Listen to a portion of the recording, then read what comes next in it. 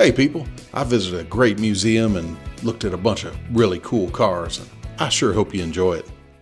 The Revs Institute is an 80,000 square foot museum located in beautiful Naples, Florida, displaying 112 cars from the turn of the century classics to the first Waymo self-driving taxi.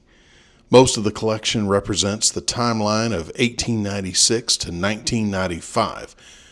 The Revs Institute was founded by Miles Collier, a descendant of the founder of Collier County, in which Naples is located, and this collection belongs to him. The Revs' goal is to maintain originality of the cars as much as possible, and you can see it in the many cars that are being displayed in an original, untouched, and patinaed condition. It's pretty cool to see a car in original paint or the livery that the car was raced in, complete with all of its racing scars. That's pretty cool. As I mentioned in last week's video, many of these auto museums find ways to share their cars to the public outside of the museum walls, and Revs is no different. The automobiles are fully operational, and Revs lends their cars out periodically for display at automotive events and for real racing events. And Revs has a fully functional repair and restoration shop on premise to keep the cars running right and looking good. Hey, the Revs is also one of the few museums that I've visited that does not allow filming either inside or outside of their facility, so you're going to be viewing still pictures in this video. Also, a note for those of you who will visit the museum, I mentioned that the Revs loans out their cars for events around the world, and if you intend to visit, it's a good idea to check out their website to ensure that the cars that you want to see will be available in the museum. You may also notice that this establishment is named the Revs Institute, and that is because this venue is intended as a place of learning, complete with educational programs, a library, and an archive of historical photographs and artifacts from around the automotive industry. All in all, a very captivating place to visit for automobile lovers and fanatics like me. I love it. This is one of my favorite automobile museums, as where else can you get up close and personal with really magnificent cars like this? Like this McLaren F1. No ropes, no boundaries between you and the cars. This $20 to $30 million McLaren F1 is an example of the amazing cars at this museum, and I was able to walk right up to it and look inside this spectacular car that, hey, by the way, has a top speed of 241 miles per hour. Woo! The Revs is also one of the largest Porsche racing museums in the world, and I've heard that only Porsche's own museum in Germany may have more cars than the Revs.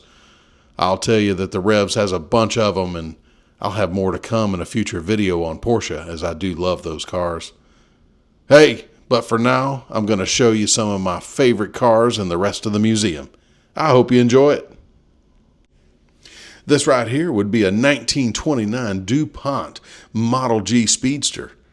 Man, would you look at that crystal eagle hood ornament? That is cool. Woo! And I found this 1930 model of the DuPont at the AACA Museum in Pennsylvania, too.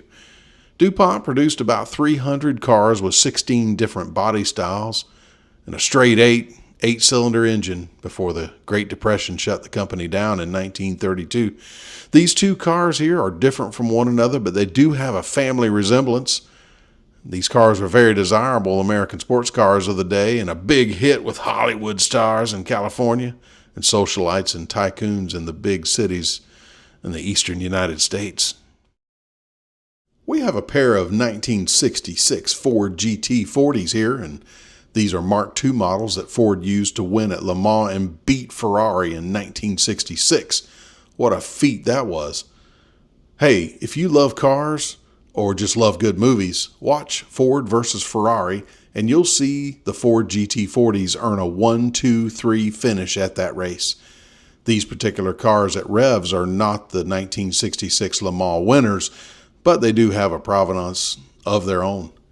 The dark blue one, sponsored by Gulf Oil, had a small block V8 instead of the big block V8 that Detroit believed was required for winning in racing. Hey, This car won with its 289 cubic inch, 390 horsepower small block, and in the process debunked the big block theory. The light blue GT40 has quite a different story, as it was raced as both a 66 and a 67 model. The races back then had a short period of time in between events, and there wasn't enough time to prepare a completely new 67 model, so they took this 66 and converted it into a 67. Sounds like shenanigans and, a bit complicated and confusing, but this car was a winner. This light blue GT40 was the last Mark II model to win a race. This 1963 Chevrolet Corvette Grand Sport Coupe is the one and only Corvette at the Revs. The Grand Sport was built to beat Carroll Shelby's Cobras, but General Motors had a ban on racing at the time, and, that killed the Grand Sport race car in the United States. However, that ban did not apply to private owners, only to factory-sponsored cars. So, in 1963, private, quote-unquote, Grand Sports showed up at Nassau Speed Week and raced head-to-head with the Cobras. Oh, and incidentally, a group of GM engineers were somehow conveniently on a week's vacation in Nassau at the same time. Oh, go figure on that one.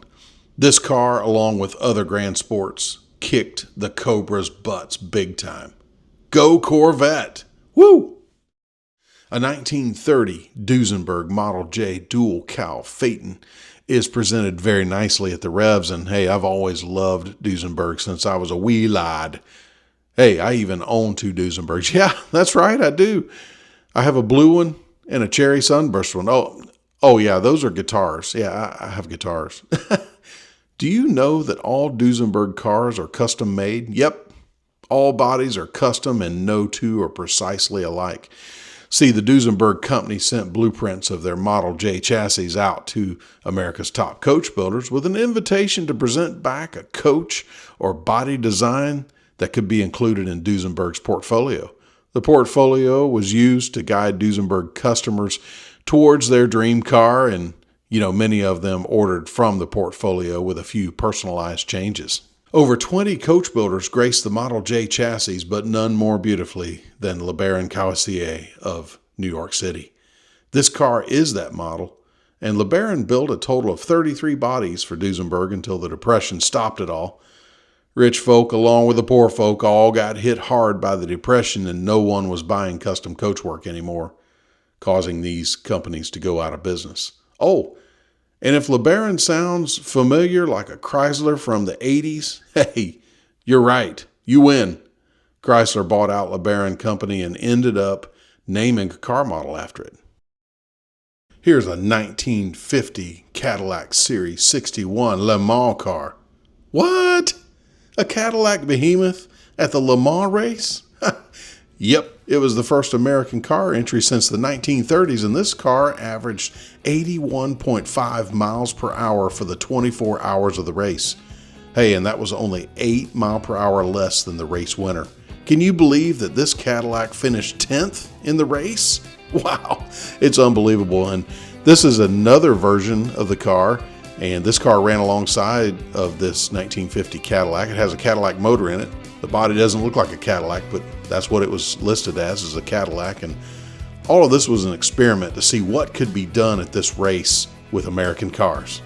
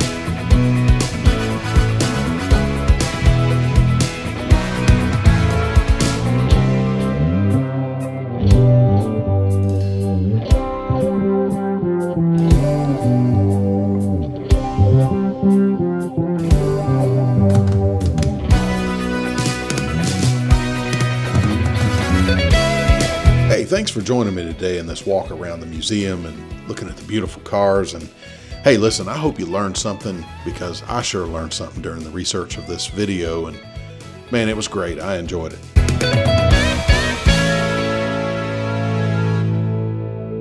Well, God bless you and peace.